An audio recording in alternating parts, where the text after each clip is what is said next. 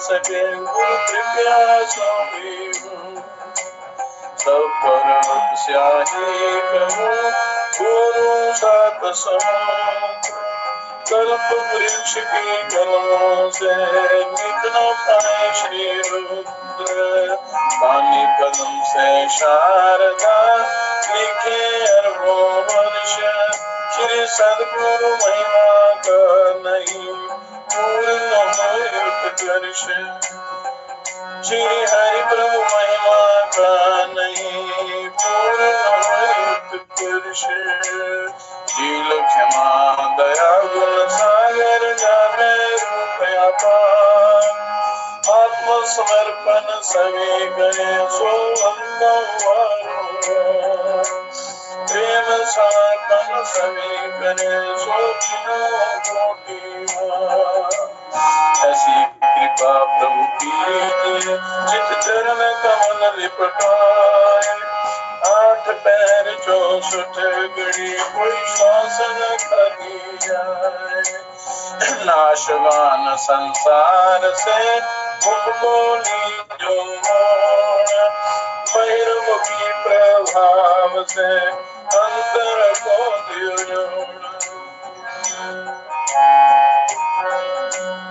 बहिर्मुखी प्रभाव से अंतर को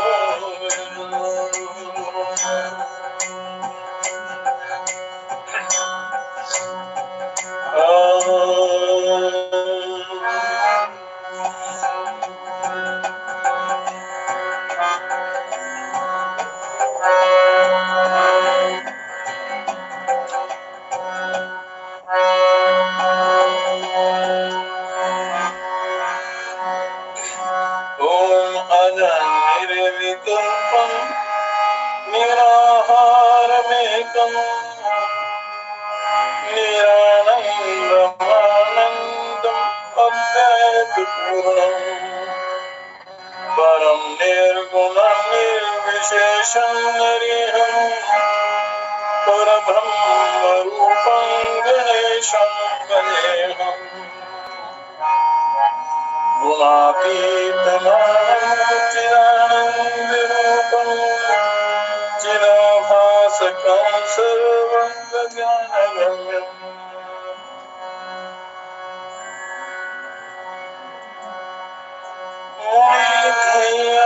मुनित्रयमाकाशरूपं परेशं परब्रह्मरूपं गणेशं वन्देऽहम् जगत्कारणं कारणं ज्ञानरूपं सुरारिन्दुसुखादिं गणेशं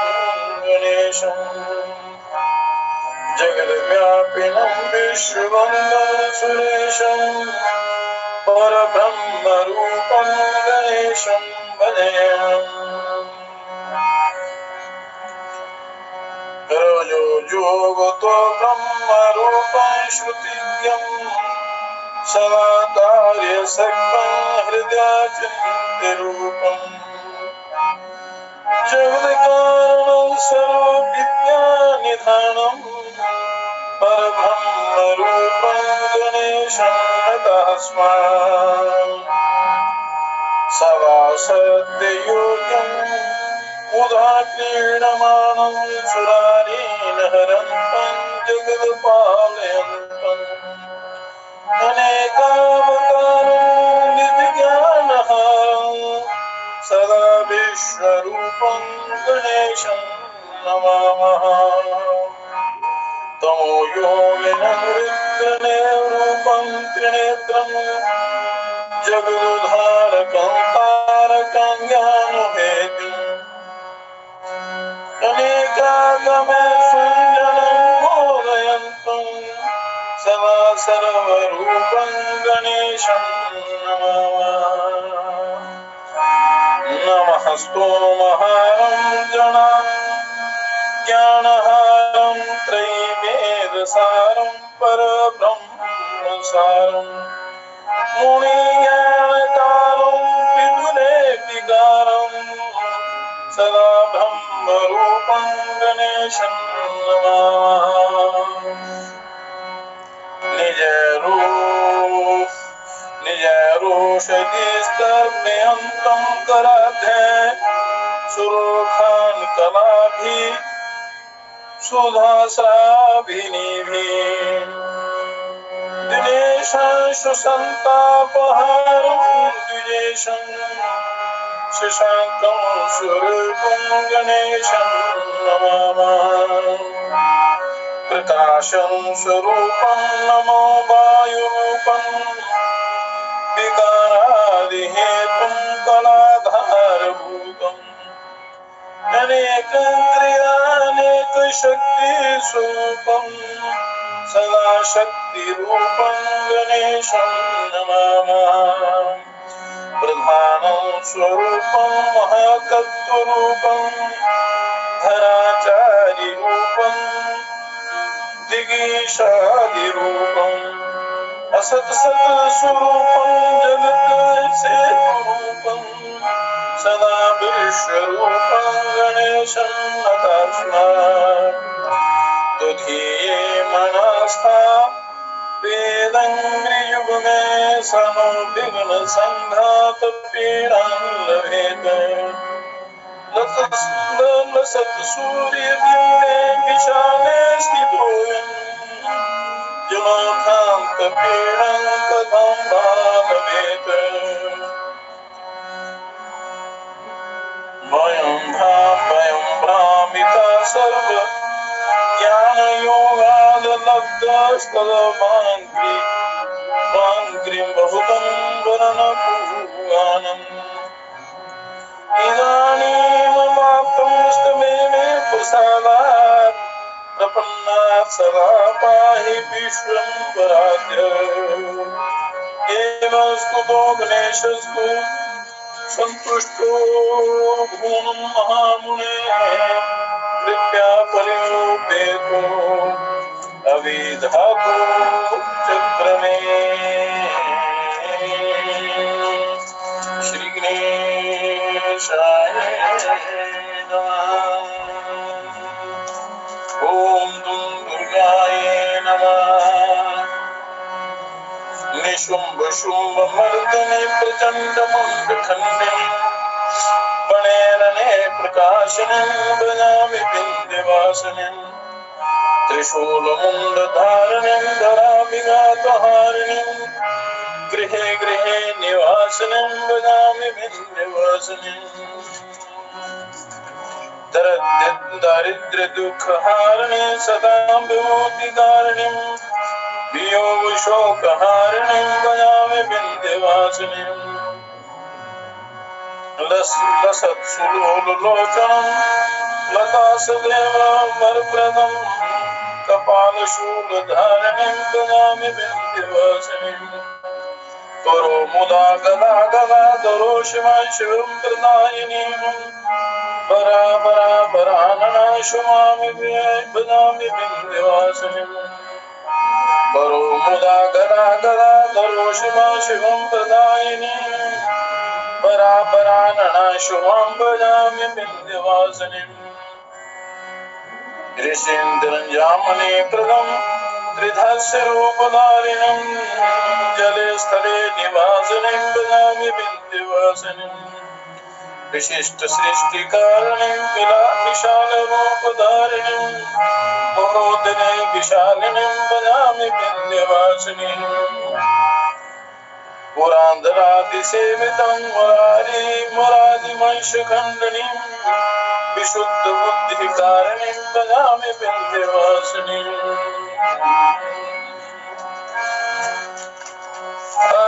अखण्डानन्दमोदाय शिष्य संतापहारिणे सच्चिदानंद रूपाय तस्मै श्री गुरुवे नमः। प्रणम्य शिरसा देवं गौरीपुत्रं विनायकं भक्तावासं स्वरे नित्यं आयुर्ममार्थसिद्धे। ओम सरस्वती महाभागे विद्ये कमललोचने विद्यारूपे विशालाक्षी विद्यादेवी नमोस्तुते। ओम श्री रामलाल महाप्रभुवे नमः। श्री नित्यानंद सद्गुरुवे नमः। श्री हरिभक्त चैतन्य सिद्ध गुरुवे नमः। ओम श्री चंद्र ओम सद्गुरुवे नमः। ओम श्री सूर्यानंद सिद्धि योगिने नमः। ओम पुराण शुदा शांत सर्वदा कुलवर्धना आयुर्मंजसो देहि गुरुदेव नमोस्तुते।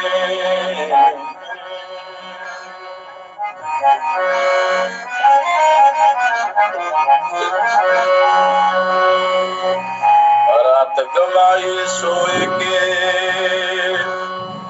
दिन से गवायो खाए।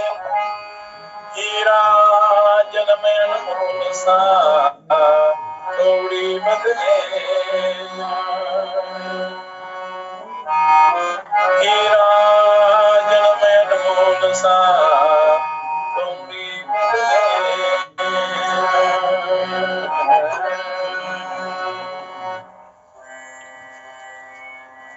पुण्यात्मना सत्संग मंडल मनुष्य समय को व्यर्थ ही गमा देता है, रात्रि निद्रा में गमा देता है और दिन जो है वो खाने पीने में, विश्व भोगों में नष्ट कर देता है। रात गमाई सोए के दिवस गमायो खाए। हीरा जन्म अनमोल सा कौड़ी बदले जाए। इतना अनमोल हीरा मिला है ये मनुष्य जीवन, कौड़ी के भाव ये बिक जाता है, ये मनुष्य जन्म हार जाता है। पर ऐसा नहीं होना चाहिए। कबीर हरि रस निज पिया ते अंतर्गति नो रोम रोम में रमी रहे और अमल का रोम रोम में रमी रहे और अमल का। संत कबीर जी कहते हैं कि जिन जिज्ञासु साधकों ने लगन लगाकर तथा हृदय में उतार कर भजन ध्यान साधना की स्थिति में अंतर्मुखी होकर, मतलब अंतर्मुखी होकर हृदय में जो ध्यान करते हैं, परमात्मा रस का पान करते हैं, या जिन्होंने किया है वे उनके रोम रोम में रम रहा है वो परमात्मा, वो ज्ञान, वो ब्रह्म। और उसके आनंद को पाकर ऐसी विचित्र मस्ती हुई है कि अब और अन्य अमल रसायन क्या खाएं। राम नाम रूपी रसायन जो एक बार सेवन कर लेता है तो उसको फिर और किसी नशे की आवश्यकता नहीं होती। अर्थात परमात्मा के प्रेम रस के सम्मुख सब भौतिक अमल रसायन तुच्छ हैं। संसारिक जितने भी रसायन हैं वो परमात्मा रूपी प्रेम रस के आगे कुछ भी नहीं है। प्रेम रूपी रसायन के आगे ये सारे निरर्थक हैं। कबीरा हरि रस बढ़त है ते सरवण दोना दोना राम चरण कांठा कहो कमति कहो सुनी।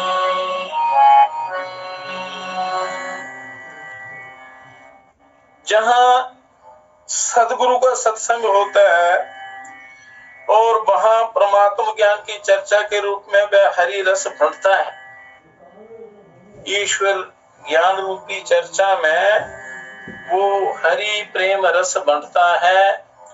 और संत कहते हैं कि जब परमात्मा रस बढ़ता है तो सचेत होकर श्रद्धा पूर्वक कान रूपी दोनों में उसे ग्रहण करो।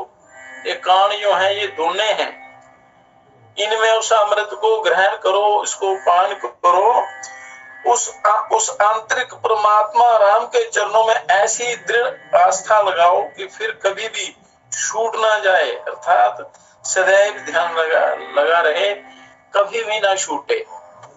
ऐसा श्रवण करना है अपना। ये नहीं है कि श्रवण लगाया है, कान कहीं है, मन कहीं है, ध्यान कहीं है, कहीं पर है।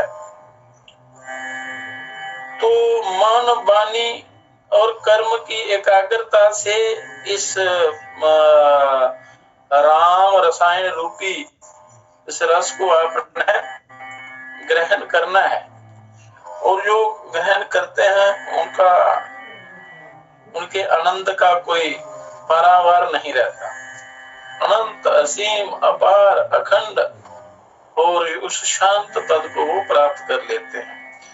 इसलिए हरि रस जो है, हरि नाम रस, ये पान करना चाहिए। और जहां हरि की चर्चा होती हो वहां ये अमृत पीने को मिलता है। इसलिए कहते हैं हरि रस पिया जानिए ते उतरे नहीं खुमारी, मत वाला घूमत फिरे नहीं तो तन की सारी, मत वाला घूमत फिरे नहीं तो तन की सारी।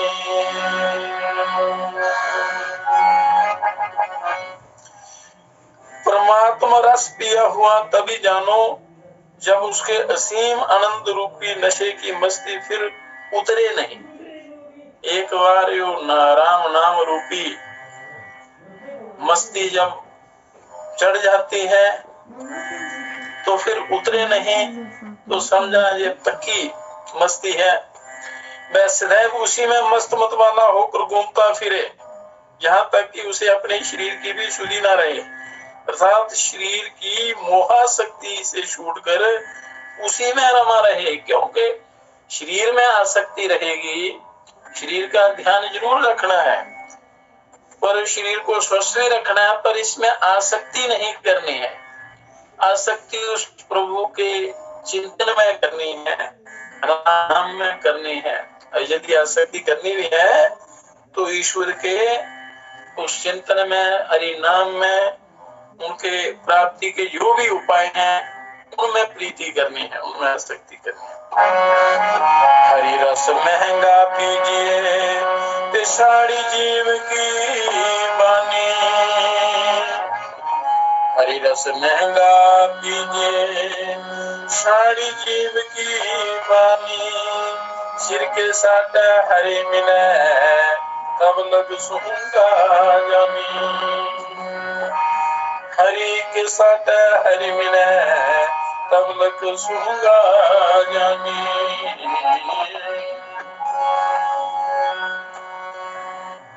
हे परमात्मा प्रेम के रसिक हरिजनों, हरिजनों जो हरि को प्रेम करने वाले हैं, उनको जानने की इच्छा करने वाले हैं, पहले मन की सभी बुरी आदतों को छोड़ दो। पहले बुरी आदतों को छोड़ो। जब आदत बुरी सुधरेगी नहीं तब तक वो प्रेम, प्रभु प्रेम अंदर पैदा नहीं होगा।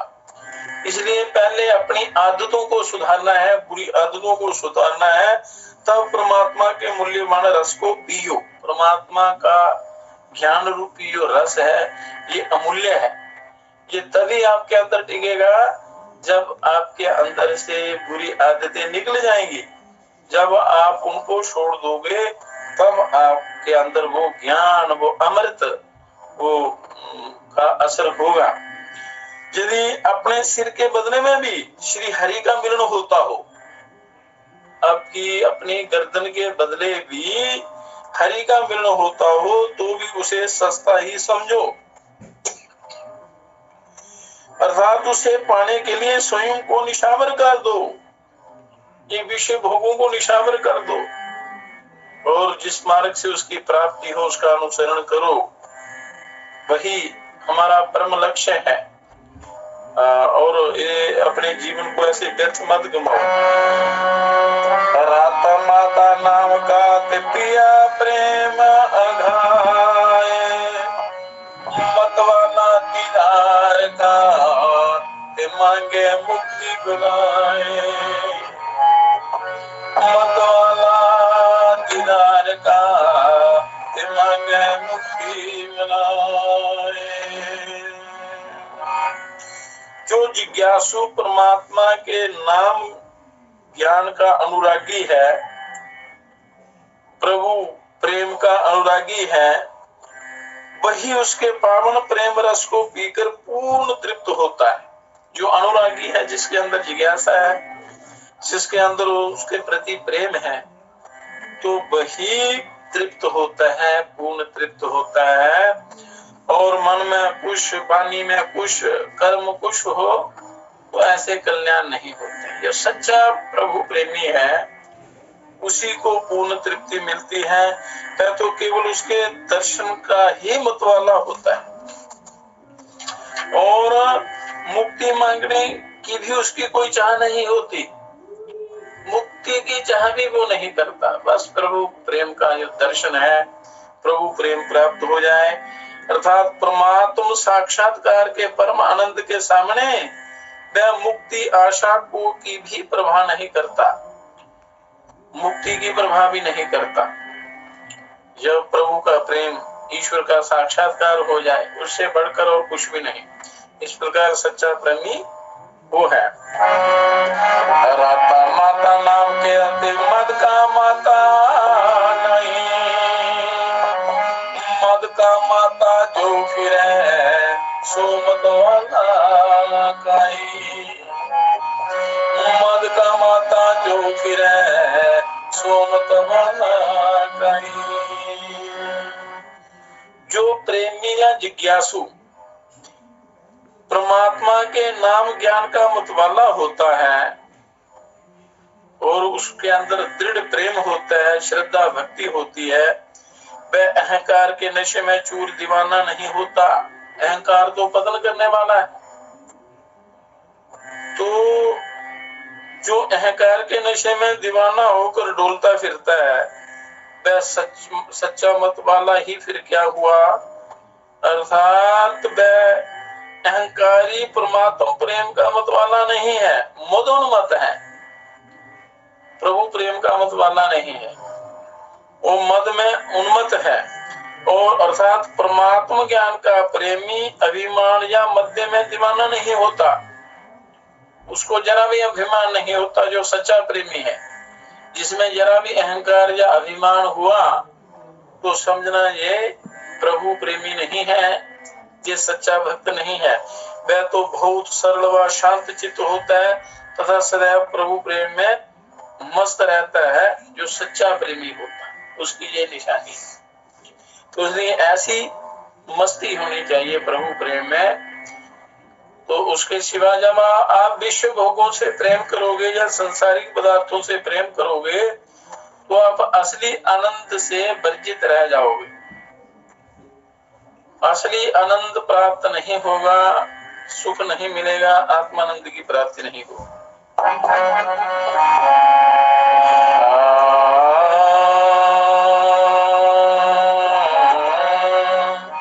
मतवाला घूमत फिरे रोम रोम रस क्षण आस शरीर की देखे राम,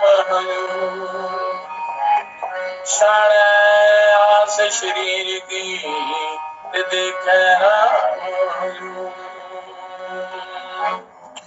जो परमात्मा प्रेम का मतवाला घूमता फिरता है तथा उसका रोम रोम परमात्मा के प्रेम रस से भरपूर होता है, वह अपने शरीर की आशा छोड़कर केवल परमात्मा राम को ही सम्मुख देखता है, ईश्वर को ही अपने सामने देखता है। वह उसी के ध्यान में मतवाला होता है और उसी का ध्यान कल्याणकारी है, क्योंकि उसी से ये सारा संसार पैदा होता है। तो नाशवान संसार का ध्यान करेंगे तो मनुष्य नाश को प्राप्त होगा, उसको सच्चा सुख नहीं मिलेगा। और अविनाशी परमात्मा का यदि ध्यान करेंगे तो परमानंद की प्राप्ति होगी और सारे सुख वैभव आपके पीछे भागेंगे, आपको इनकी प्रभा नहीं रहेगी और सच्चा सुख मिल जाएगा जो कभी भी समाप्त नहीं होता। और सदा एक रस एक रूप रहता है। इसलिए बुरी आदतों को छोड़कर एक सही पवित्र आदत जो है ईश्वर भजन की, भजन ध्यान की, वो आदत आपने डालनी है। विश्व विकारों से सदा सर्वदा दूर रहना है अपने।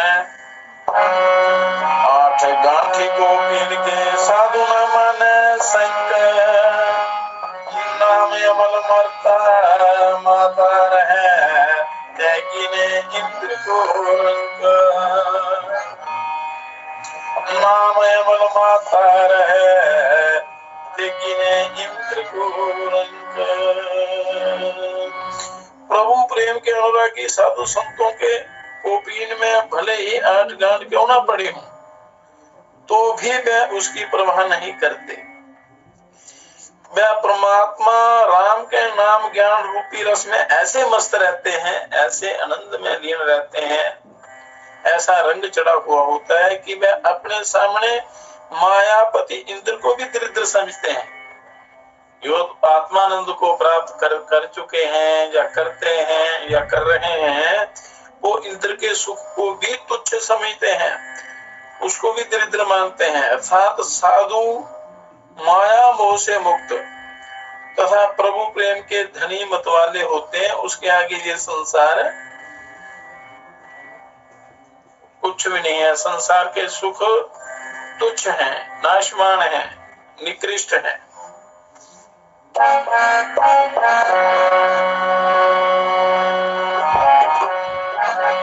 चलो चलो सब कोई कहे, चलो चलो सब कोई कहे तो पहुंचे बिरला कोई। एक कंगोर कामनी दुर्गम घाटी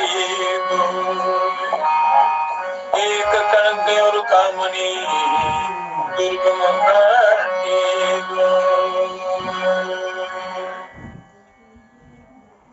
महान संत कहते हैं कि मोक्ष धाम चलने को सब कोई कहते हैं, चलो मोक्ष की प्राप्ति करें, मोक्ष धाम चले, हमारा मोक्ष हो। परंतु वहां पर पहुंचने वाला कोई बिरला ही होता है, कोई भाग्यशाली बिरला ही होता है। क्योंकि एक तो सोना या अधिक धन और दूसरा काम प्रेरक, ये दोनों घाटियां पार कर जाना अत्यंत कठिन है। अर्थात इन दोनों की आसक्ति आसानी से छूटती नहीं है। धन की और काम प्रेरक जो पदार्थ जो है, तो इनसे कोई बिरला ही बच सकता है, वही पहुंच पाता है परमात्मा के पास। एक कणक और कामनी तेजे लंबी तलवार, चाले थे हरि मिलन को तो बीच ही नीलामा, चाले थे हरि मिलन को तो बीच ही नीलामा। एक कणक और दूसरी कामनी, ये दोनों लंबी तलवारों के समान हैं, भयंकर तलवारें हैं। परमात्म ज्ञान दर्शन के लिए जो जिज्ञासु चले थे, उनको इन्होंने ज्ञान मार्ग के बीच में ही मार लिया। अर्थात आसक्ति मार से वे निज लक्ष्य तक नहीं पहुंच सके। आसक्ति की जो मार है, उसमें ये भटक गए और अपने लक्ष्य की प्राप्ति नहीं कर सके। इसलिए मनुष्य को चाहिए कि इनसे बचे, सत्संग करें, अच्छे लोगों का अनुसरण करें, गुरु आज्ञा का पालन करें, शास्त्रों का सत्शास्त्रों का श्रवण करें। उससे जो विचार मिले उनका मनन और श्रवण मनन और अभ्यास करे, साधना करे, तो इसका कल्याण हो सकता है। एक कनक और कामनी दो अग्नि की छाल, देखते ही ते पर जरे ते पर सी करे देखते ही ते पर जरे तपस्वी करे कुमार। एक कनक और दूसरी कामनी, ये दोनों अग्नि की भयंकर ज्वालाएं हैं, जिन्हें देखते ही अज्ञानवश मनुष्य के ज्ञान वैराग्य रूपी पंख जलने लगते हैं। ज्ञान और वैराग्य रूपी पंख जलने, कनक और कामनी। और स्पर्श करने से तो ये मोहित मनुष्य का विनाश ही कर डालते हैं। जो मोहित मनुष्य है, इनका स्पर्श करेगा कनक या कामनी का तो विनाश कर डालते हैं, फिर इनसे बच पाना बड़ा कठिन है। एक कनक और कामनी ते विष फल लिया उपाय, देखती ही ते विष चढ़े चाखत ही मर जाए। देखते ही ते विष चढ़े चाखत ही मर जाए। एक ये कनक और दूसरी कामनी, ये दोनों ऐसे भयानक विष फल हैं, जहरीले फल हैं, जिन्हें देखते ही आसक्ति रूपी जहर चढ़ने लगता है। आसक्ति भी जहर के समान है, वो जहर चढ़ने लगता है और चखते ही भोग काल में वह बेचारा मर जाता है। अपना आप धर्म कर्म को भूल जाता है और इस माया जाल में पड़कर अपने आप को मिटा देता है। इसलिए इनसे बचना है आपने। तो इनसे बचने का उपाय है प्रभु चिंतन, सत्संग, ईश्वर की चर्चा, ज्ञान चर्चा, शास्त्रों का श्रवण जब भी समय मिले। पर मनुष्य का स्वभाव ऐसा होता है, ऐसा बन गया होता है, क्योंकि ज्यादातर विषय भोगों का अभ्यास ही करता रहता है, वही चर्चा सुनता है, उसी का अनुसरण करता है, तो वो संस्कार पक्के हो जाते हैं। और जब कहीं कोई सत्संग सुनने की बारी आती है, या तो सो जाता है या मन नहीं लगता और मन इधर उधर भटकता है कि कब समय पूरा हो तो मुझे इस सत्संग से छुटकारा मिले, और विषयों की ओर वो भागता रहता है, उसी ओर ध्यान रहता है। बड़े भाग्य से सत्संग में मन लगता है। जिसका मन लग गया अच्छी बातों में, अच्छे संग में, शास्त्रों में, परमात्मा के चरणों में, तो समझो उसका जीवन सफल हो गया। तो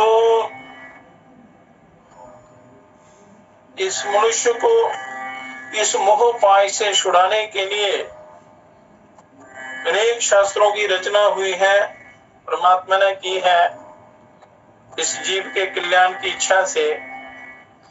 और यदि मनुष्य उनका अनुसरण करे, जो कल्याणकामी लोग हैं, जिज्ञासु हैं, जो अपने कल्याण की इच्छा करता है, तो उसको वो मार्ग मिल जाता है, साधन भी मिल जाते हैं, पर चलना पड़ता है, उसमें मन लगाना पड़ता है। तो यदि चल पड़े आदमी तो उसको मंजिल वो मिल जाएगी, ईश्वर का साक्षात्कार हो जाता है। तो उसी के लिए अनेक शास्त्रों की रचना हुई। ये जैसे भगवान श्री कृष्ण अर्जुन संवाद हुआ, अनेक प्रकार के उपनिषदों में ऋषियों का संवाद है, ऋषि मुनि जो अपने शिष्यों को बता रहे हैं। तो इस प्रकार किसी न किसी माध्यम से मनुष्य के कल्याण में ये परोपकारी लोग लगे रहते हैं। फिर मनुष्य फिर भी अपना यदि कल्याण ना करे, बने बनाए रास्ते पर भी ना चले, तो फिर इसका बहुत बड़ा भारी दुर्भाग्य है। अब आजगर गीता का यहाँ वर्णन करेंगे। आजगर गीता युधिष्ठिर और भीष्म जी का ये संवाद है। केन वृत्तेन वृत्तज्ञ वितिशोकश्चरेन् महिमं किंचन कुर्वन् नरो लोके प्राप्नोति गतिमुत्तमाम्। राजा युधिष्ठिर ने पूछा कि हे पितामह, आप सदाचार के स्वरूप को जानने वाले हैं, क्योंकि सदाचार मूल है आत्म कल्याण के लिए। कृपया ये बताइए कि किस तरह के आचार को अपनाकर मनुष्य शोक रहित हो इस पृथ्वी पर विचरण कर सकता है।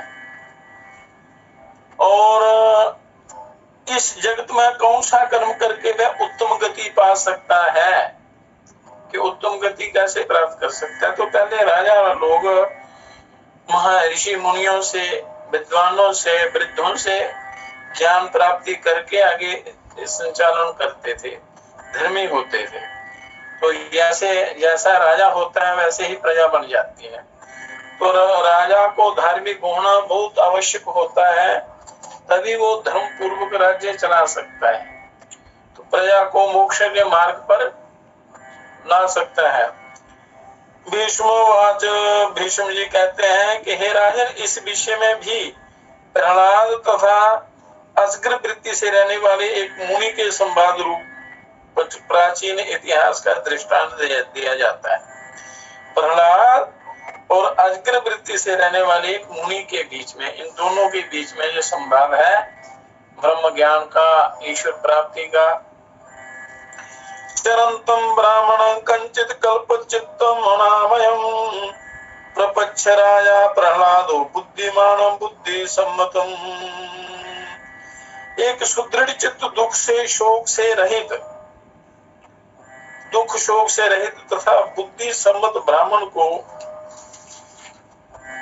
पृथ्वी पर विचरते देख बुद्धिमान राजा प्रहलाद को उससे इस प्रकार पूछा। राजा प्रहलाद ने, स्वस्था शक्तो मृदुर्दान्तो निर्विधि सतो अनुसूयका सुवाक प्रगल्हो मेधावी प्राज्ञश्चर्षिवान्वत। के प्रहलाद बोले कि हे ब्राह्मण, हे मुनिगण, आप स्वस्थ, शक्तिमान, मृदु, जितेंद्रिय, कर्मारंभ से दूर रहने वाले, दूसरों के दोषों पर दृष्टि ना डालने वाले, कि दूसरों के दोषों को यदि मनुष्य देखता रहे, उनकी ओर दृष्टिपात करता रहे, उनकी चर्चा करता रहे, तो उसका अपना पतन हो जाता है। क्योंकि जिसका चित्र किया जाता है या जिसकी चर्चा की जाती है, उसके गुण या दोष आपके अंदर आ जाएंगे। अगर कोई पापी है या दुराचारी है या जिसके दोषों का आप चिंतन करते हैं, उसका पाप आपको लग जाएगा, तो आपका पतन पहले हो जाएगा। तो दूसरों के दोषों पर दृष्टि ना डालने वाले वो ब्राह्मण, सुंदर और मधुर वचन बोलने वाले, निर्भीक, प्रतिभाशाली, मेधावी तथा तत्वज्ञ होकर भी बालकों के समान विचर रहे हैं। और कि आप बिल्कुल सब कुछ जानते हुए भी बालकों की तरह आप ये विचरण कर रहे हैं। ना आप कोई लाभ चाहते हैं, ना हानि होने पर आप उसके लिए शोक करते हैं, और ना कुछ लाभ होने पर आप प्रसन्न होते हैं। हे ब्राह्मण, आप नित्य तृप्त रहते हुए ना किसी वस्तु को प्रिय मानते हैं ना अप्रिय मानते हैं। ये भाव जब आ जाता है तो वो मनुष्य परम सुखी हो जाता है। ना शोक में दुखी, ना प्रसन्नता में सुखी, सुख दुख समानता, समभाव में रहने को स्थित प्रज्ञ कहते हैं। ये उसको कोई कष्ट या दुख संतप्त नहीं कर सकता। सारी प्रजा काम क्रोध आदि के प्रभाव में पड़कर वही चली जा रही है, परंतु आप उधर से आप उदासीन जैसे जान पड़ते हैं तथा धर्म, अर्थ और काम संबंधी कार्यों के प्रति भी निश्चेष्ट से दिखाई देते हैं। इसका क्या कारण है? धर्म और अर्थ संबंधी कार्यों का आप अनुष्ठान नहीं करते। ये प्रहलाद उन ब्राह्मण को से बोल रहे हैं। काम में भी आपकी प्रवृत्ति नहीं है, इंद्रियां भी आपने वश में की हैं, और आप मुक्त रूप से विचरते हैं। ये ऐसी कौन सी कला है आपके अंदर? काणु प्रज्ञा श्रुतो वा किने वृत्तिर्वा काणुते मुने में क्षिप्रमाश्चक्षव में ब्रह्मणं श्रेयो यदि मन्यसे।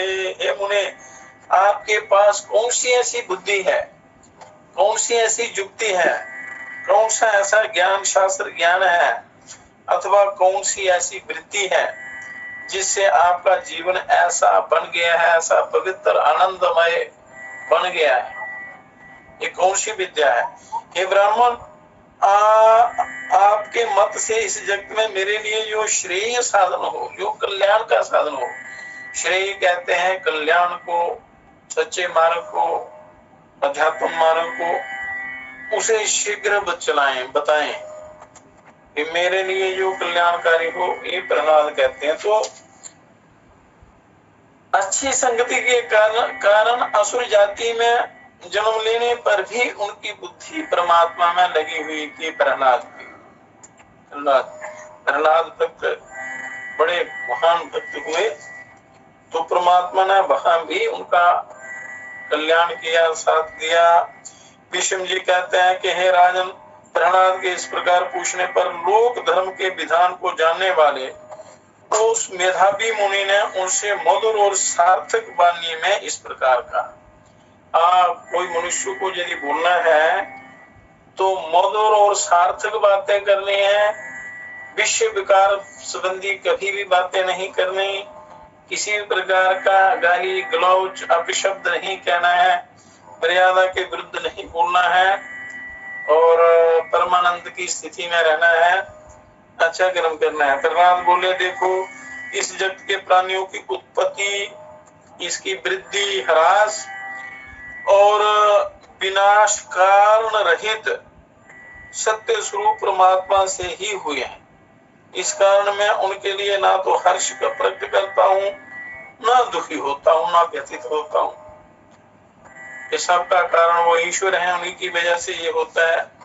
स्वभावा देव संदृशा वर्तमान प्रवृत्तिया स्वभाव निर्ता सर्वा परितुष्येन केनचित्। ऐसा समझना चाहिए कि पूर्वकृत कर्मानुसार, पूर्व में जो कर्म किए हैं उनके अनुसार बने हुए स्वभाव से ही प्राणियों की वर्तमान प्रवृत्तियां प्रकट हुई हैं। कि जो जन्म मिला है, इससे पहले जो आपका जन्म था, अनेक जन्मों का जो अभ्यास रहा है वो आपका स्वभाव बन जाता है। उसी स्वभाव के अनुसार ये वर्तमान प्रवृत्तियां प्रकट होती हैं। अतः समस्त प्रजा स्वभाव में ही तत्पर है। समस्त प्रजा जो है वो स्वभाव में ही तत्पर रहती है, क्योंकि पिछले जन्मों के जो संस्कार पड़े हुए हैं वो उनका स्वभाव बन जाता है और उसी का वो अनुसरण करते हैं। उनका दूसरा कोई आश्रय नहीं है। इस रहस्य को समझकर मनुष्य को किसी भी परिस्थिति में संतुष्ट नहीं होना चाहिए। प्रहलाद देखो, जितने संयोग हैं उनका पर्यावसान वियोग में ही होता है। जितने भी संयोग हैं उनका वियोग होता ही है, और जितने संचय हैं उनकी समाप्ति विनाश में ही होती है। जितना भी संचय किया होता है उनकी समाप्ति विनाश में ही होती है, विनाश अवश्य होता है। और ये सब देखकर मैं कहीं भी अपने मन को नहीं लगाता हूँ, क्योंकि सब नाशमान है, दुख रूप है, इसलिए इनमें मैं मन नहीं लगाता हूँ, इसलिए मुझे दुख नहीं होता। जो इनमें राग युक्त होते हैं या राग या द्वेष युक्त होते हैं वही दुखी होते हैं। मुझे ना राग है, ना द्वेष है, ना इनसे प्रेम है, ना इनसे नफरत है, समभाव में रहता हूँ, क्योंकि मुझे पता है कि ये क्या है, इनकी स्थिति क्या है और क्या होने वाला है। जो गुण युक्त संपूर्ण भूतों को नाशवान देखता है तथा उत्पत्ति और प्रलय के तत्व को अच्छी प्रकार जानता है, उसके लिए कहाँ कौन सा कार्य अवशिष्ट रह जाता है। वो निर्लिप्त रहता है, उसको कोई भी कर्म उसको छू नहीं सकता, उसका कुछ बिगाड़ नहीं सकता। जल जानामपि हेयंतम पर्यायेनोपलक्ष्ये महातामपि कायाना सूक्ष्माना च महोदधो।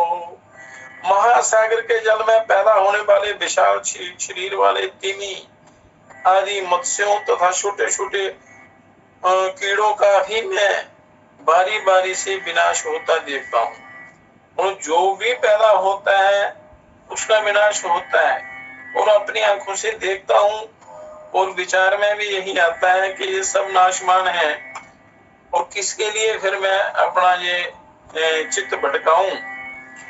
हे असुरराज, पृथ्वी पर भी जितने स्थावर जंगम प्राणी हैं, चलने वाले या स्थिर प्राणी हैं, उन सब की मृत्यु मुझे स्पष्ट दिखाई दे रही है कि जन्म होते ही वो मृत्यु की तरफ चल पड़ता है।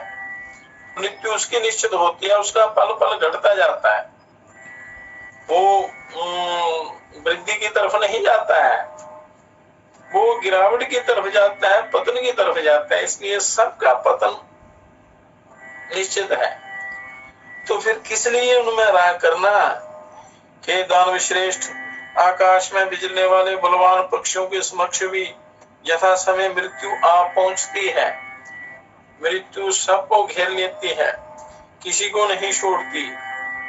फिर इनमें जो मन लगाने का कोई मतलब नहीं रहता, कोई तात्पर्य नहीं रहता, आकाश में कोई उद्देश्य नहीं रहता। आकाश में जो छोटे बड़े ज्योतिर्मय नक्षत्र विचर रहे हैं, जो आकाश मंडल में आप तारा मंडल देखते हैं, नक्षत्र देखते हैं, उन्हें भी मैं यथा समय नीचे गिरते देखता हूँ, वो भी नाशवान है। इस प्रकार जो सारे प्राणियों में को मैं मृत्यु के पास में बद्ध देखता हूँ, कोई भी स्थिर नहीं है, सब मृत्यु के मुख में जा रहे हैं, मृत्यु के घास बने हुए हैं। और इसलिए तत्व को जानकर कृत्य कृत्य हो सबके प्रति समान भाव रखता हूँ, रखता हुआ सुख से सोता हूँ, समान भाव रखता हूँ। तेरी तेरी, मेरी तेरी, मारा मारी, रोग शोक, ये धुंध मेरे में नहीं है, क्योंकि मैंने इनको अच्छी प्रकार जान लिया है। तो सुमहंतमयी ग्रासं ग्रसे लब्धं जदृश्या क्षये पुलंज पुनर्भुंजानो दिवसानि बहुन्यपि। यदि दैव इच्छा से अचानक आदि भोजन प्राप्त हो जाए तो मैं बहुत खा लेता हूँ, ग्रास मात्र मिले तो उसी में संतुष्ट रहता हूँ। कभी मेरे अंदर किसी प्रकार की चंचलता नहीं आती, और ना मिला तो बहुत दिनों तक बिना खाए पिए भी रह जाता हूँ। मतलब दैव इच्छा से अजगर वृत्ति से रहता हूँ, सांप की जो वृत्ति है उस वृत्ति से रहता हूँ। मिले तो खा लिया, नहीं मिले तो नहीं। तो फिर कितने ही लोग आकर मुझे अनेक गुणों से संपन्न बहुत सा अन्न खिला देते हैं, पुनः कभी बहुत थोड़ा, कभी थोड़े से भी संतुष्ट होना पड़ता है, और कभी वह भी नहीं मिलता। फिर भी मेरे अंदर किसी प्रकार का कोई विकार नहीं आता। इस प्रकार जो मिलता है वो खा लेता हूँ। कभी बढ़िया भोजन मिल जाता है, कभी रूखा सूखा मिलता है, तो मेरे मन में किसी प्रकार का विकार नहीं आता। कभी पलंग पर सोता हूँ, कभी पृथ्वी पर सोता हूँ, और मेरे अंदर किसी प्रकार का कोई कष्ट नहीं होता।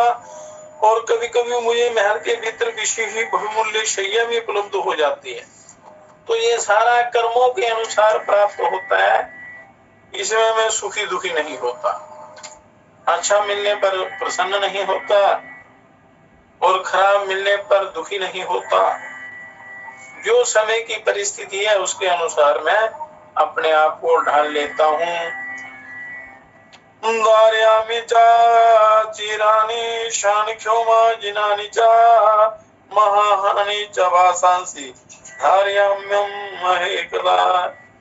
मैं कभी तो चिथड़े अथवा बलकल पहन कर रहता हूँ, कभी सन के, कभी रेशम के, और कभी बिरगी चरम को धारण करता हूँ। पर मेरे अंदर किसी भी प्रकार की, किसी भी पदार्थ के प्रति इच्छा नहीं होती है। जो मिल जाता है उसमें संतुष्ट रहता हूँ। यदि दयावश मुझे कोई धर्मानुकूल भोग पदार्थ प्राप्त हो जाए तो मैं उससे द्वेष नहीं करता, और प्राप्त न होने पर किसी दुर्लभ भोग की कभी इच्छा नहीं करता हूँ, क्योंकि मैंने अच्छी प्रकार इनकी स्थिरता को, इनकी गति को मैंने अच्छी प्रकार जान लिया है कि इनकी क्या गति है। इसलिए मैं सदा उस प्रभु के भजन में रहता हूँ, मस्त रहता हूँ। मैं सदा पवित्र भाव से रहकर अजगर वृत्ति का अनुसरण करता हूँ और अत्यंत सुदृढ़, मृत्यु से दूर रखने वाली, कल्याणमय, शोकहीन, शुद्ध, अनुपम और विद्वानों के मत के अनुकूल है। मूर्ख मनुष्य ना तो इसे मानते हैं और ना इसका सेवन करते हैं। जो मूर्ख अज्ञानी लोग हैं ना इसको मानने को तैयार होते हैं और ना ही इनका सेवन करते हैं, इसलिए उनको और कष्ट होता है। सुख में वो सुख का अनुभव करते हैं अच्छा आने पर, और प्रतिकूलता में दुखी हो जाते हैं, धीर हो जाते हैं, ऐसे भटकते रहते हैं। मेरी बुद्धि अविचल है, मैं अपने धर्म से च्युत नहीं हुआ हूँ। अपना जो धर्म है, मेरा जो कर्तव्य है, मैं उसका यथावत पालन करता हूँ, उससे विचलित नहीं होता। मेरा सांसारिक व्यवहार परिमित हो गया है। मुझे उत्तम और अधम का ज्ञान है, क्योंकि मुझे अच्छे बुरे का ज्ञान है। इसलिए अच्छी संगति से मनुष्य को अच्छे बुरे का ज्ञान हो जाता है, फिर वो मनुष्य कभी भी गलत नहीं कर सकता। मेरे हृदय से भय, राग, द्वेष, लोभ और मोह दूर हो गए। वो मुनि अपनी जो प्रहलाद ने पूछा था कि आपकी ऐसी स्थिति कैसे है, कौन सा ज्ञान है, तो वो अपनी स्थिति का वर्णन कर रहे हैं। ये सब, ये जितने भी नियम हैं, ये सब मनुष्य पर लागू होते हैं। मनुष्य को इनका अनुसरण करना चाहिए, अभ्यास करना चाहिए, तब ये इस महानता को प्राप्त होता है, कल्याण को प्राप्त होता है। वो कहते हैं, और वो ब्राह्मण कहने लगे कि काम, क्रोध, लोभ, मोह मेरे दूर हो गए हैं और तथा पवित्र भाव से रहकर इस अजगरोचित व्रत का आचरण करता हूँ। जैसे अजगर उस ईश्वर पर ही निर्भर रहता है, तो ये अजगर वृत्ति है, अजगर गीता का ज्ञान है। तो ये अजगर संबंधी व्रत मेरे हृदय को सुख देने वाला है। इसमें भक्ष्य, भोज्य, पेय और फल आदि के मिलने की कोई नीच व्यवस्था नहीं रहती। जो कुछ मिल जाए उसी से निर्वाह करना होता है। और इस व्रत में प्रारब्ध के परिणाम के अनुसार देश और काल का विचार विभाग स्थित है, क्योंकि विश्व लोलुप नीच पुरुष इसका सेवन नहीं करते। ये विश्वों के भोगी हैं, उनकी चिंता करते हैं, वो इसका सेवन नहीं करते। मैं पवित्र भाव से इसी व्रत में का आचरण करता हूँ, इसलिए मेरे अंदर किसी प्रकार का कोई विकार नहीं होता, आनंद से रहता हूँ, प्रभु कृपा बनी रहती है।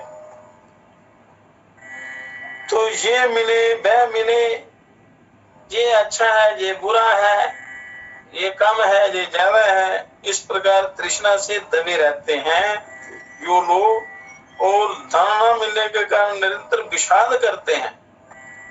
और ऐसे लोगों की दशा अच्छी तरह देखकर तात्विक बुद्धि से संपन्न हुआ मैं पवित्र भाव से इस अजगर व्रत का पालन करता हूँ। प्रारब्ध अनुसार जो मिलता है उसको ग्रहण कर लेता हूँ। मैं बारंबार देखता हूँ, कहते हैं कि मैं बारंबार देखता हूँ कि श्रेष्ठ मनुष्य भी धन के लिए दीन भाव से नीच पुरुष का आश्रय लेते हैं, मणिन लोगों का, पापी लोगों का आश्रय लेते हैं, धन के लालच में अपने इज्जत मान को बेच देते हैं। ये देखकर मेरी रुचि प्रशांत हो गई है। अब मैं अपने स्वरूप को प्राप्त और सर्वदा शांत हो गया हूँ और पवित्र भाव से इस अजगर व्रत का आचरण करता हूँ। तो जो इस दीनता को प्राप्त होते हैं वही दुखी होते हैं, इसलिए मैंने इन सब का त्याग कर रखा है, तो मैं बड़ा सुखी हूँ, आनंदमय जीवन बिताता हूँ। तो त्याग में परमानंद छिपा हुआ है। सुख दुख, लाभ हानि, अनुकूल प्रतिकूल, अच्छा बुरा, जीवन और मरण, ये सब दैव के अधीन है। सुख दुख, लाभ हानि, अनुकूल और प्रतिकूल, मतलब अच्छा या बुरा, तथा जीवन और मरण, ये सब दैव के अधीन है। जो आपने किया हुआ है वो दैव मतलब प्रारब्ध बन जाता है।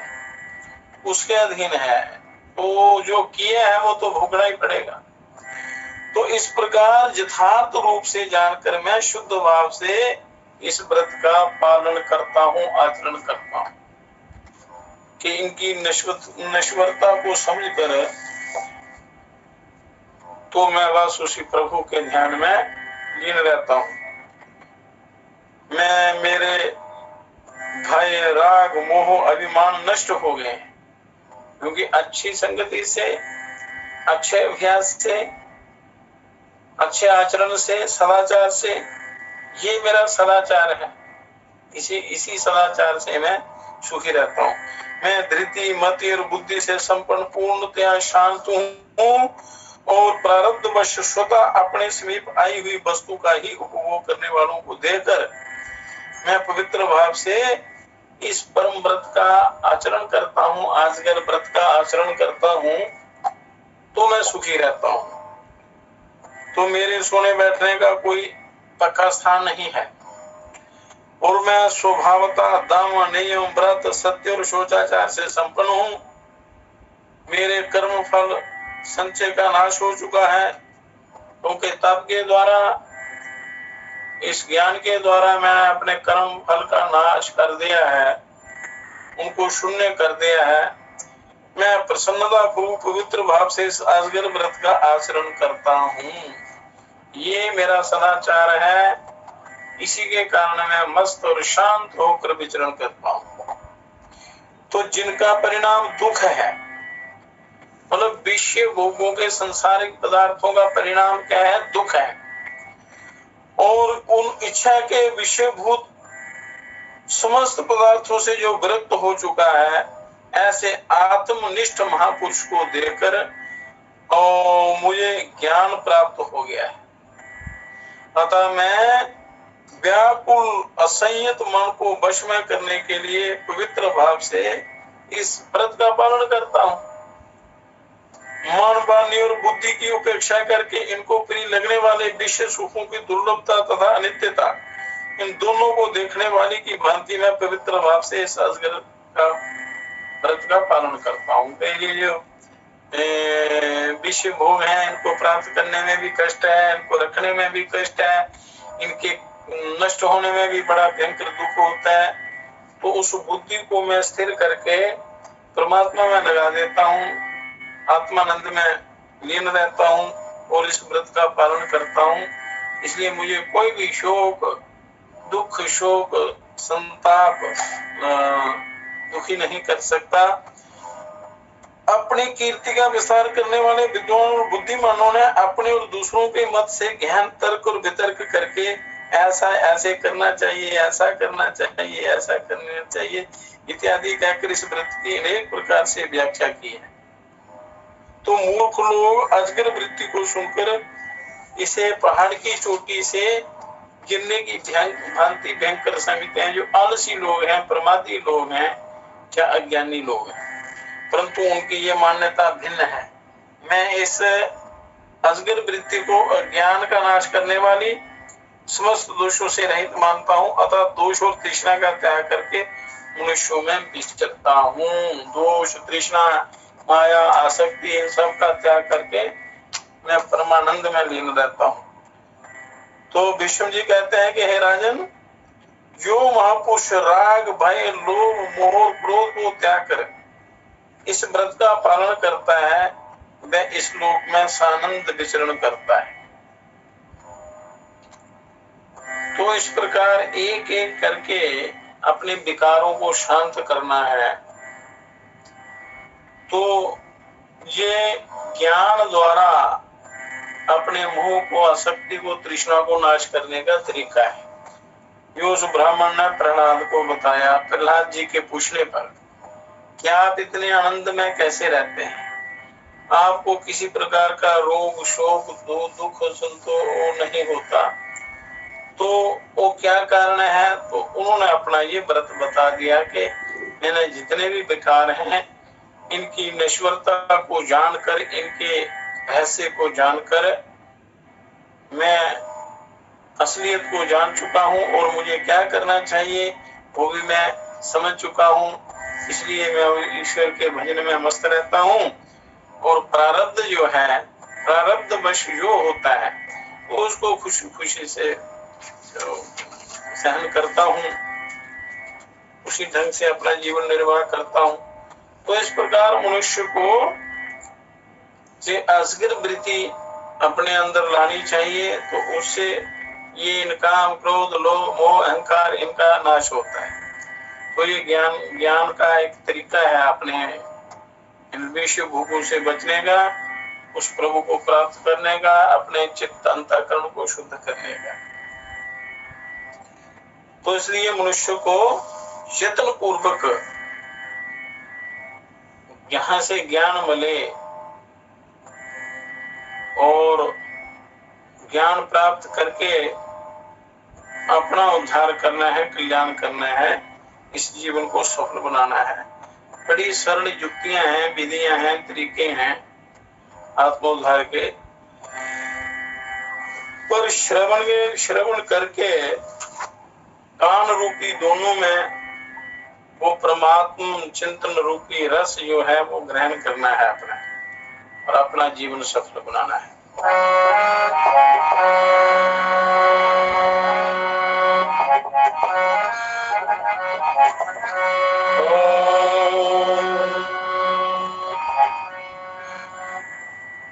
क्योंकि एक ना एक दिन ये सारा सब वैभव छोड़कर जाना है, संसार छोड़कर, शरीर छोड़कर मनुष्य को जहां से प्रस्थान करना है। तो प्रस्थान करने से पहले मनुष्य को पूरी तैयारी कर लेनी है अपने उद्धार की, अपने कल्याण की। और इतना पवित्र जो आपको मौका मिला है, इसको व्यर्थ नहीं जाने देना है। पर मनुष्य मोह रूपी निद्रा में इतना गहरा इस निद्रा में लीन हो गया है, सोया हुआ है, कि इसको अपने कल्याण का बोध नहीं होता। तो इसलिए उसको यत्न पूर्वक ये करना है। पर वो कैसे करना है? अगर कल्याण की इच्छा है तो क्या करना है आपको? ज्ञान को पाना,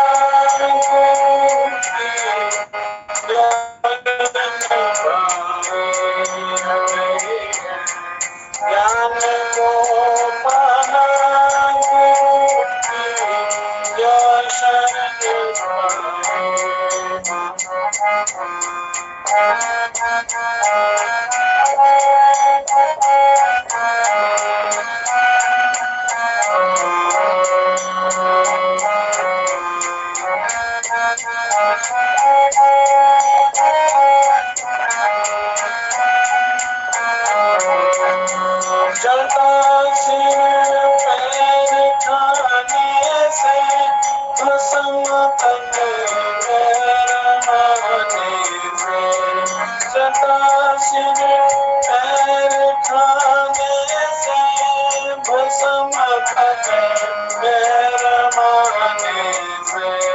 सदापन फूल खाने से कभी नहीं मुक्ति को पाए। अगर है ज्ञान को पाना,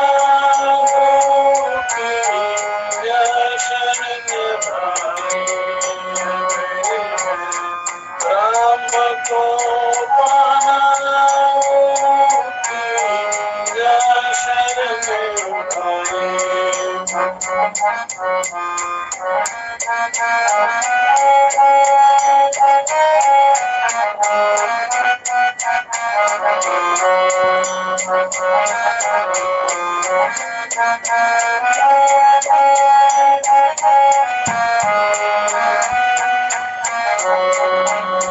बने मूल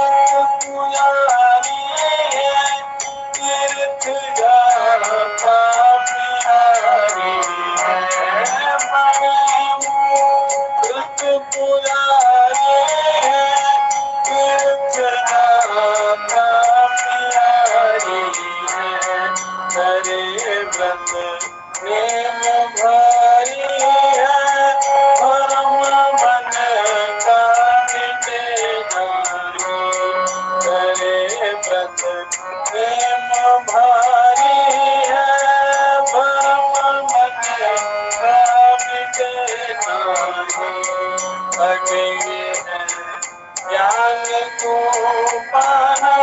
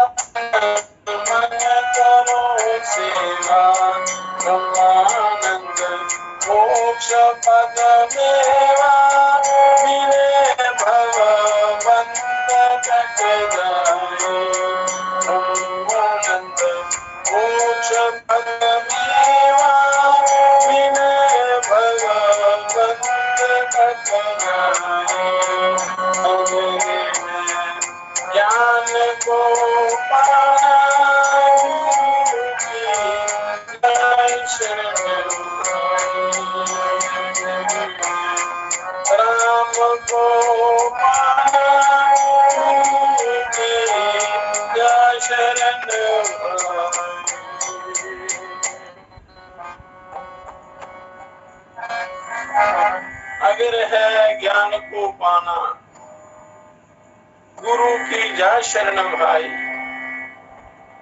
तो गुरुओं के कृपा के बिना, उनके मार्गदर्शन के बिना सच्चा ज्ञान प्राप्त नहीं होता। इसलिए मनुष्य को गुरुओं की शरण में जाकर उनसे ज्ञान प्राप्त करके अपना उद्धार करना है, कल्याण करना है और अपने आचार विचार व्यवहार को पवित्र बनाना है। अपना उठना, बैठना, सोना, जागना, बोलना, व्यवहार करना, ये सारा आपका पवित्र होना चाहिए। इसको पूरा इसका ज्ञान होना चाहिए, तभी आपके अंदर वो ज्ञान ग्रहण करने की योग्यता प्राप्त होगी। क्योंकि उस जिस पात्र में कोई विशेष वस्तु डालनी हो तो उस पात्र, उसमें वो योग्यता होनी चाहिए, वो गुण होने चाहिए। तो शरीर रूपी ये जो रथ है, पात्र है, इसमें इसको उस ईश्वर के भजन रूपी उस अमृत को प्राप्त करने के लिए इसकी शुद्धता, इसकी पवित्रता, इसकी योग्यता पूरी होनी चाहिए। इसमें तो इसको अपने इसकी शुद्धिकरण के जो तरीके हैं, उपाय हैं, कई प्रकार के योग हैं, साधनाएं हैं, आहार के द्वारा, व्यवहार के द्वारा, विचारों के द्वारा, योग साधना के द्वारा इसको परम पवित्र बनाना है, योग्य बनाना है, प्रभु के योग्य बनाना है। तो इसके अंदर कभी भी किसी भी प्रकार से इसकी अशुद्धि नहीं करनी है। खान पान आपका बिल्कुल शुद्ध सात्विक पवित्र होना चाहिए। विचार पवित्र होंगे तभी आप उस परमात्मा के प्रकाश को ग्रहण करने में सफल होंगे। अंदर प्रकाश ढका हुआ है अज्ञान के कारण, तो उस प्रकाश को जागृत करने के लिए आपका अंतःकरण, आपका हर प्रकार का जो कर्म है वो पवित्र होना चाहिए। उसके लिए अनेक उपाय हैं, उनका युक्ति युक्त पूर्व गुरुओं से वो ज्ञान प्राप्त करके जीवन पवित्र बनाने में ही आपका भला है और समय भी आपको बहुत बड़ा मिला है।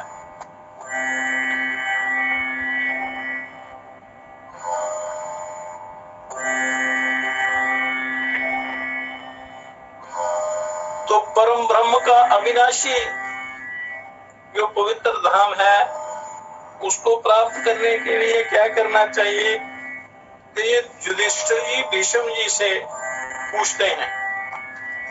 इस उपनिषद गीता का नाम हारीत गीता है। हारीत गीतोपनिषद किं शीला किं समाचारा किं विद्या किं परायणा प्राप्नोति ब्राह्मणा स्थानं यत् परमं प्रकृते ध्रुवम्। युधिष्ठिर ने पूछा कि हे पितामह, प्रकृति से परे जो परम ब्रह्म का अविनाशी परम धाम है उसे कैसे स्वभाव, किस तरह के आचरण और कैसी विद्या और किन कर्मों में तत्पर रहने वाला पुरुष प्राप्त कर सकता है? उस परम धाम की प्राप्ति के क्या साधन हैं? वो केवल मनुष्य शरीर में ही आप उनको प्राप्त कर सकते हैं और कहीं भी नहीं, किसी भी तरीके से नहीं। बाकी योनियों में आप नहीं कर सकते, कर्मों का करने का अधिकार नहीं है। तो ये देव दुर्लभ मनुष्य योनि, इसको प्राप्त करके जो अपना कल्याण नहीं करता तो उसका बहुत बड़ा दुर्भाग्य है, दुर्भाग्य होता है। भीष्म कहते हैं मोक्ष धर्मेषु निरतो लब्धारो जितेंद्रिया प्राप्नोति परमं स्थानं यत् परमं प्रकृतेर ध्रुवम्। हे राजन, जो पुरुष मोक्ष धर्मों में तत्पर, मिताहारी और जितेंद्रिय होता है, इंद्रियों को जिसने जीता है, और आहार जो है वो मिताहारी, मतलब उचित मात्रा में जो भोजन करता है। ये नहीं है कि पेट को आप स्टोर बना दें और भर भर के इसको पेट सदा भरते रहें, तो उसमें क्या होगा? अनेक प्रकार के रोग होंगे, अरुचि होगी, शरीर के अंग खराब हो जाएंगे और कई रोग पैदा हो जाएंगे। रोगी होने से मन जो है वो कहीं भी नहीं लगता, ना संसार में ना परमात्मा में, इंद्रियां वश में नहीं रहती।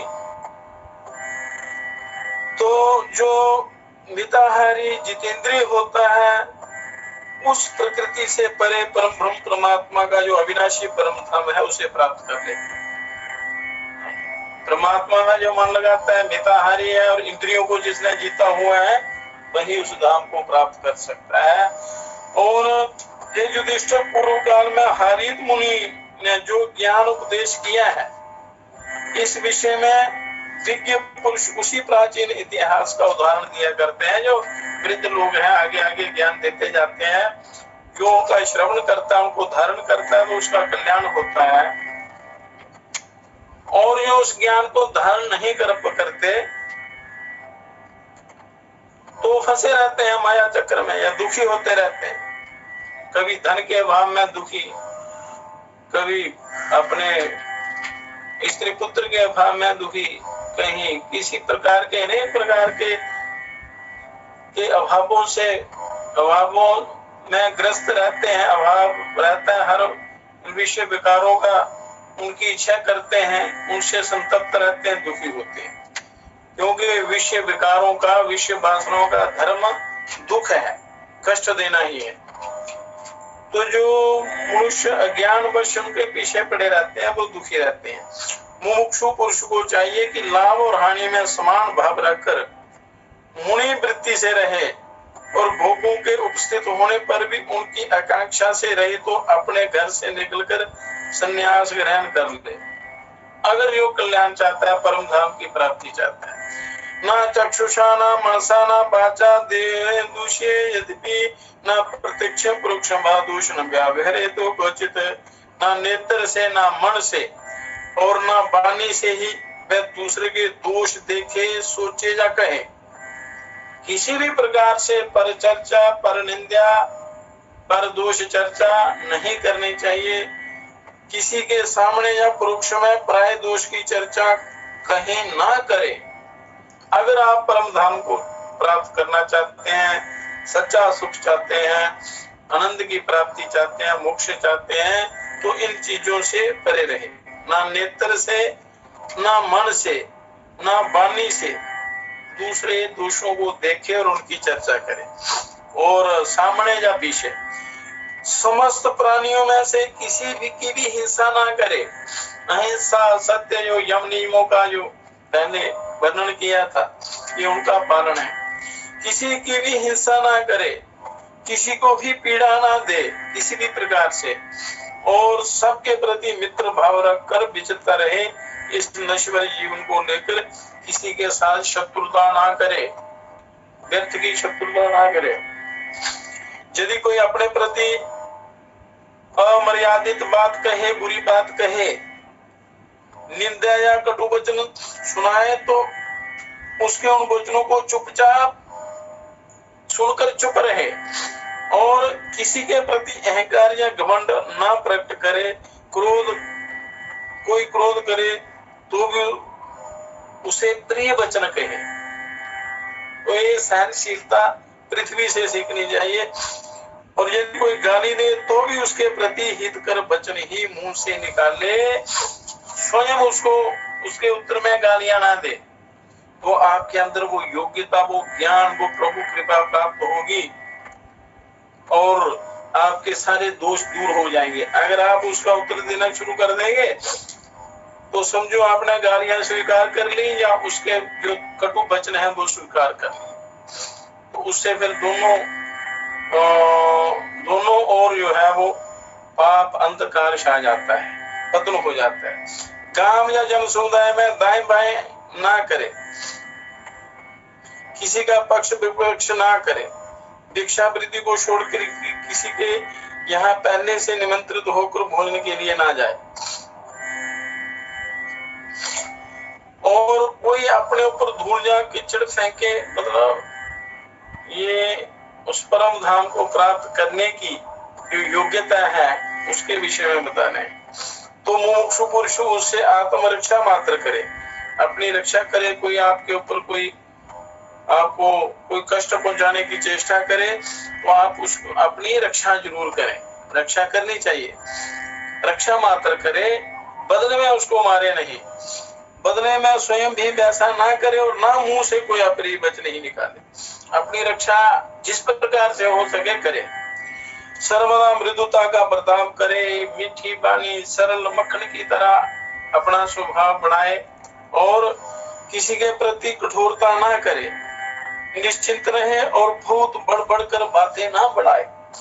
तो आपके अंदर वो गुण, योग्यता, वो बल पैदा होता जाएगा।